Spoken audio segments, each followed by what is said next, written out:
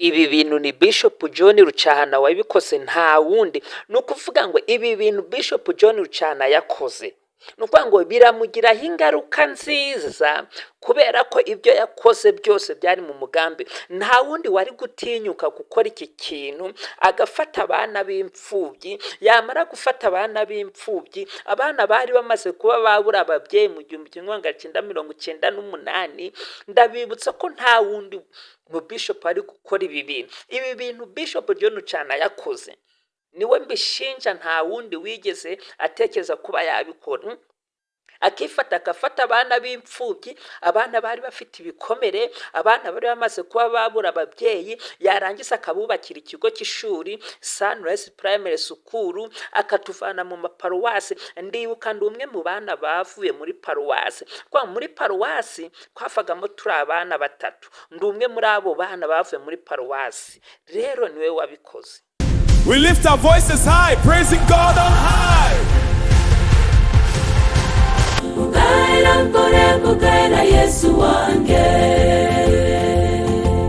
Kora subscribe, like, share na comment kuri channel yacu. Ibi bintu ni Bishop John Rucyahana wabikoze, ngewe ndabihamya neza n'amaso yanjye, ku buryo niyo bampamagara bakambaza bati ibintu ndo yabikoze, nje namya ko ari Bishop John Rucyahana.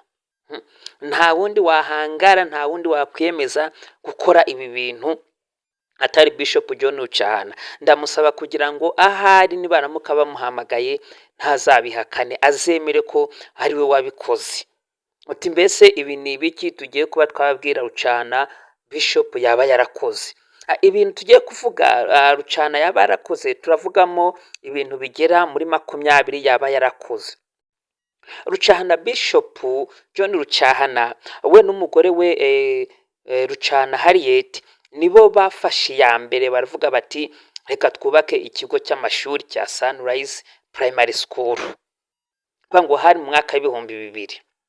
Ibi bintu nge narabireberaga hari mu mwaka w'2000, ubwo nari maze kuba napfusha ababyeyi bombi bakuru banjye, barumuna banjye ndetse na papa na mama. Bakimara gupfa, ngewe nibwo nabonye Bishop John Rucyahana n'umugore we Rucyahana Harriet bari bicaye muri salo, baravuga bati reka dushaka uburyo twafasha aba bana b'imfubyi.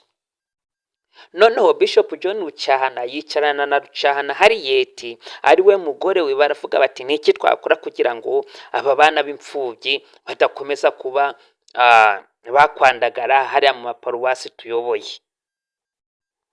Ndabibutsa ko ibi bintu Bishop John Rucyahana yabikoze akiri musenyeri wa diocese ya Shira, nibwo yabikoze. Aragenda arasenga, niwe wenyine wabikoze, na n'ubu ngubu ndacyabihamya ko ari we wabikoze. Bishop John Rucyahana rero aragenda arasenga, Imana imwemeza ko agomba gufasha abana b'imfubyi. Amaze gufata icyemezo, amaze kubaza Imana, aragenda afata abaturage bahariya kuri Buruba, ku gasozi keza ka Buruba, ahacirwaga imanza, ahagira ivomo ry'ubumenyi. Muribuka indirimbo abana bise Sunrise? Reka mbanze mbibutse indirimbo ivuga ngo ku gasozi keza ka Buruba hacirwaga imanza, none ubu ni ku ivomo ry'ubumenyi. Abagukunda twese tukugane, wowe rudasumbwa, Sunrise nziza y'ubuzima, Sunrise nziza sangano ry'ibyiza byinshi. Abagukunda twese tukugane, wowe rudasumbwa. Ngira ngo murakibutse. Mbanze nsuhuze abametronizi twabanye muri Sunrise Primary School. Mpere kuri metroni Antiflora, metroni Harriet, sinzi nimba akibaho, metroni Antibeti, metroni Scovia, metroni Monica, metroni Mama Joanna, metroni Antigeni, metroni Liliane wakoraga mu gikoni, uzi twamwita metroni, yari ashinzwe igikoni. Anko Rubega sinzi nimba kibaho, ba anko Mugenzi. Twebwe twari dufite umuco, abantu bakoraga mu kigo twabitaga ba anko kubera ko twari twarabuze imiryango, twari twarabuze ba onkle. Rero aba nibo twafashe bajya mu cyimbo cy'ababyeyi bacu, baja mu cyimbo cya ba papa no mu cyimbo cya ba mama. Nsuhuza umumama mwiza cyane bita Mutezi, wadufuriraga akanadukarabya akatwitaho akadusasira. Anti Flora sinakwibagirwa, Anti Flora ndakuramukije. Mama Joanna, mama Murerwa namuvuze. Nuko ngo aba metroni bose bakoze hariya Sunrise Primary School, harimo n'aba anko Nambaje are wa high school, harimo ba anko Emmanuel, abo ndabibuka primary school.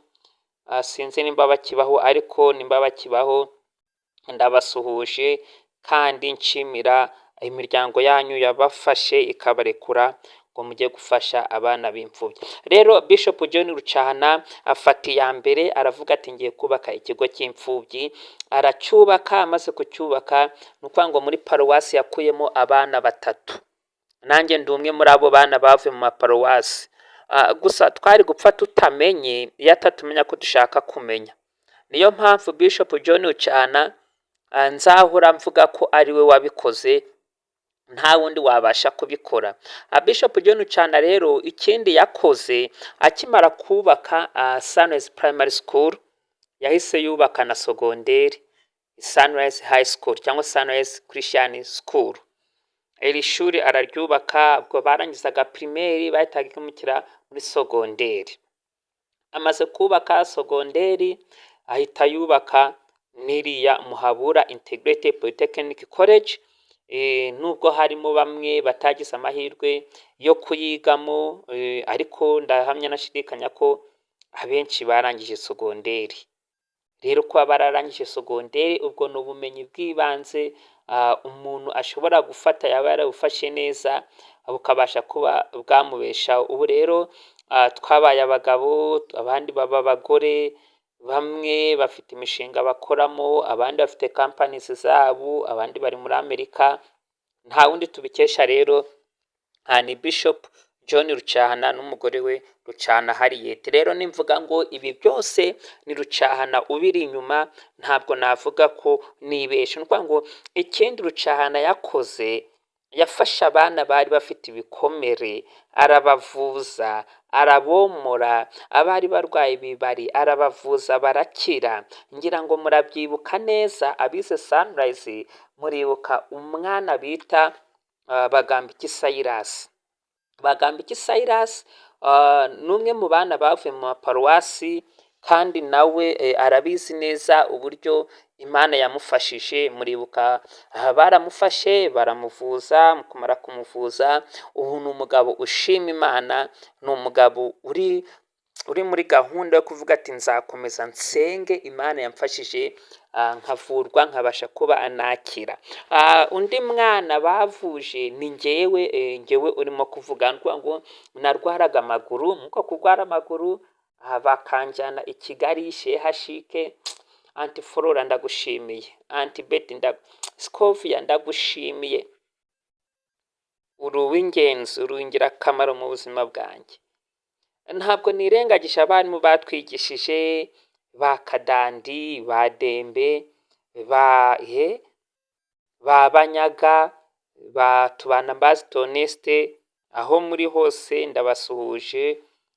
Ba Ticha Jeni mwese, ba Ticha Wilson mwese ndabasuhuje, kubera ko ubumenyi ndimo gukoresha uyu munsi ni mwebwe mbukesha. Rero kuba Rucyahana yarakoze ibi byose ntabwo twareka kubivuga. Niyo mpamvu isaha n'isaha banaduhamagaye bakavuga bati ibi bintu mwabihamya ko ari Rucyahana wabikoze.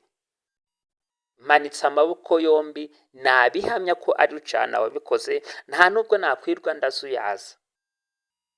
Rucyahana, ibi bintu ntukabihakane, warabikoze. Ni wowe wenyine wafashe iya mbere utera intambwe. Ntabwo rero twavuga ngo ntiwabikoze kubera ko ibikorwa wasize ukoze birivugira. Gusa turagusaba aho uri umubyeyi, urabyumva neza, urashoboye, ari njyewe winjiza abantu mu ijuru. Wakwinjira mbere ukatangira ukandika abandi bose baza nyuma yawe, ubabaza icyo bakoze mu isi gituma binjira mu iryo juru. Icyo ngicyo ndamutse ndi umuntu winjiza abantu mu ijuru, waba uwa mbere mu kwinjira mu ijuru. Urabyumva neza. Ntabwo rero ibi wakoze byo gufasha abana b'imfubyi, byo kuvuza abana b'imfubyi, ntabwo byakorwa na buri wese. Ntabwo ari uwo ari we wese wabikora. Niyo mpamvu mvuga nti ibi bintu ni wowe wenyine wabukoze, nta wundi wabikora. Kuba rero warafashe umwanya ukabikora, ntabwo ari uko wari wabuze icyo ntabwo wari wabuze icyo ukora, ntabwo wari wabuze bizinesi ushoramo, ahubwo ni Imana usenga, ni Imana yagukoreyemo, irakubwira ngo genda ufashe imfubyi. Nshuti bavandimwe, turabakunda.